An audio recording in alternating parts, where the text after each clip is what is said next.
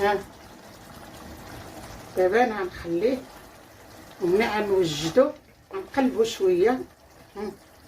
خليه يدخل فيه شويه الشرموله وغنقلبو مزيان في لاصوص وغنقدمو. انا غنقدمو نوريه لكم ان شاء الله. يلا البنجال مشرمل وطيب في لاصوص ديال المطيشه. اش غنقول لكم، جا كيحمق وزوين وتيمشيو مع المشويات مع الحوت.